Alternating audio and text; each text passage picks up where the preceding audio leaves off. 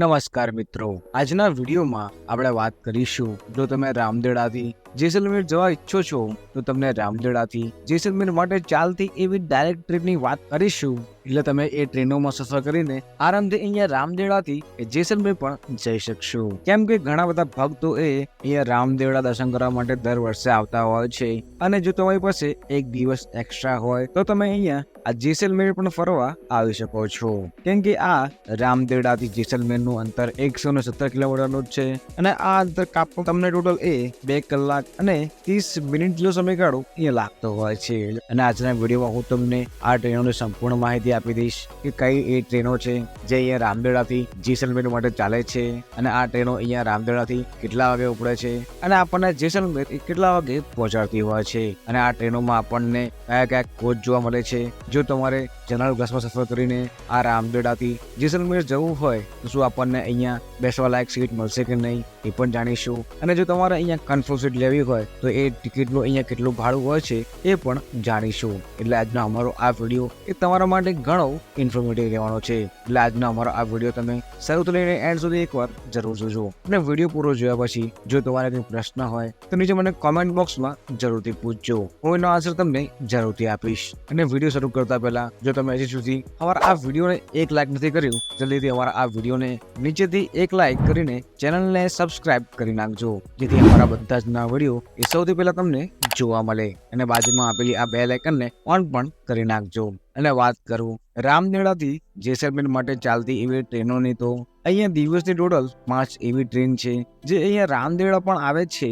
ત્યાંથી આ ટ્રેનો અહીંયા જેસલમેર પણ જતી હોય છે અને આ 5 ટ્રેનોની આજે આપણે વાત કરીશું. કેમ કે દર વર્ષે ભારે ભક્તો અહીંયા રામદેવજી દર્શન કરવા માટે આવતા હોય છે, એ પણ ભાદરવ સુદ બીજના દિવસે. અને ઘણા બધા લોકો રામદેવડા નજીક આવેલા એવા જેસલમેરમાં સ્થિત એવા તનોટ માતામાં દર્શન કરવા જતા હોય છે.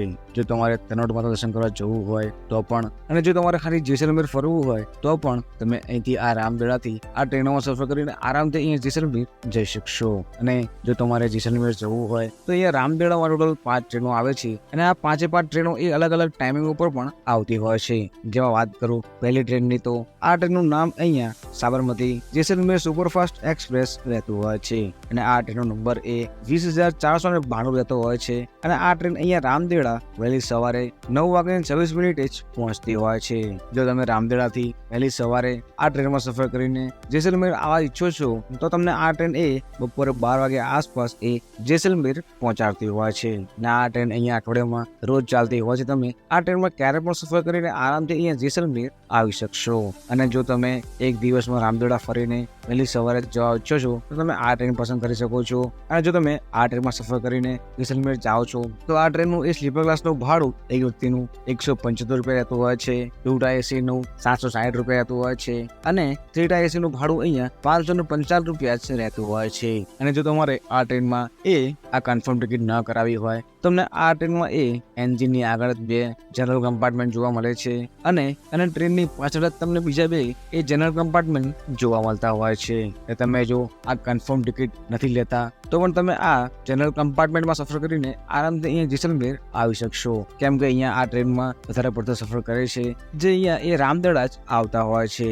અને રામદેવડા આખી આ ટ્રેન ઓલમોસ્ટ અહીંયા ખાલી થતી હોય છે અને આગળની રામદેવડાથી જેસલમેરની જર્ની આ ટ્રેન ઓલમોસ્ટ ખાલી કોચોમાં જ કરતી હોય છે. એટલે તમે જો જનરલ કમ્પાર્ટમેન્ટ ટિકિટ લેશો તો પણ તમને અહીંયા કોઈ ભીડ જોવા નથી મળતી અને તમે આરામથી આ ટ્રેનોમાં સફર કરીને અહીંયા જેસલમેર આવી શકશો. અને ભાડું પણ તમને અહીંયા ઓછું જોવા મળતું હોય છે, જેમાં એક વ્યક્તિનું ભાડું માત્ર 75 રૂપિયા જ રહેતું હોય છે. એટલે કે સ્લીપર ક્લાસ કરતા પણ અહીંયા અડધું ભાડું અહીંયા તમને લાગતું હોય છે. અને આ ટ્રેન ખાલી વચ્ચે એક જ હોલ્ડ લેતી હોય છે, એ પણ પોખરણમાં. ને આ પોખરણમાં એન્જિન ચેન્જ કરીને બીજી બાજુ એન્જિન લાગતું હોય છે. એટલે કે તમને આ ટ્રેનને પોખરણમાં 20 થી 25 મિનિટ જેટલો સમયગાળો એક્સ્ટ્રા લાગતો હોય છે.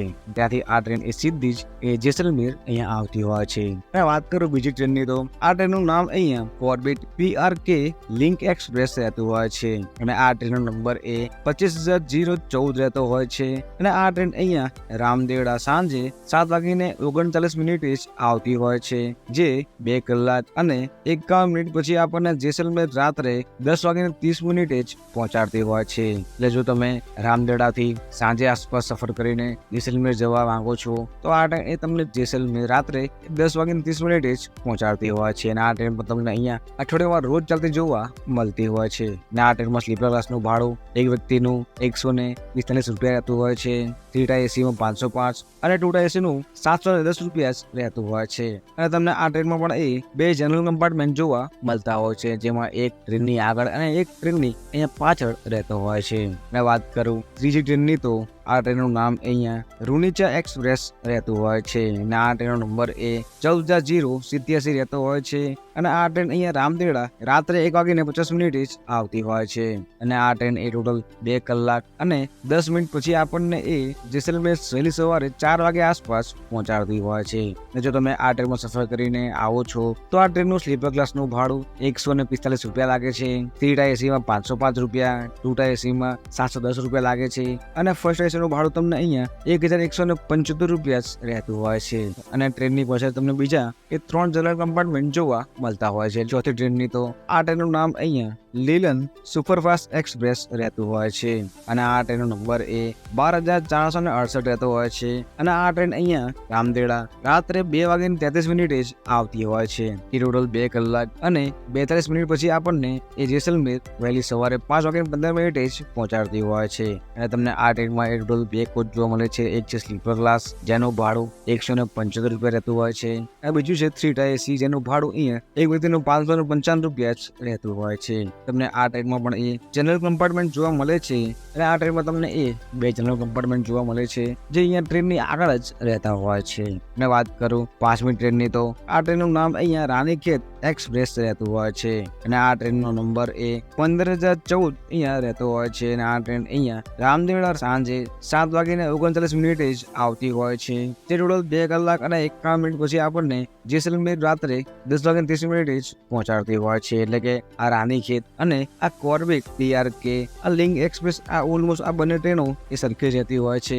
કેમ કે અમુક વાર આ બંને ટ્રેનોના કોચ એ આ રાનીખેત એક્સપ્રેસ ટ્રેનમાં જ રહેતા હોય છે. એટલે એ બાબતો પર તમે અહીંયા ધ્યાન રાખવાનું ના ભૂલતા. કેમ કે જો તમને આ રાનીખેત ટ્રેન અહીંયા આવતી જોવા મળે તો આ ટ્રેનની પાછળ જ ઓલમોસ્ટ એ કોર્બેટ DRK લિંક એક્સપ્રેસના કોચ તમને જોવા મળતા હોય છે. અને જો તમે આ ટ્રેનમાં સફર કરીને જેસલમેર જાઓ છો તો આ ટ્રેનનું ભાડું પણ એ આ બધી ટ્રેનો જેટલું જ એ સેમ ટુ સેમ જ અહીંયા રહેતું હોય છે.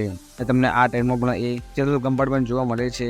એન્જિનની આગળ એક જનરલ કમ્પાર્ટમેન્ટ જોવા મળે છે અને એન્જિનની પાછળ તમને એક બીજો જનરલ કમ્પાર્ટમેન્ટ જોવા મળતો હોય છે. એટલે તમે આ કોચોમાંથી તમને જે બી કોચ અનુકૂળ લાગે એમાં તમે સફર કરીને આરામથી અહીંયા જેસલમેર આવી શકશો.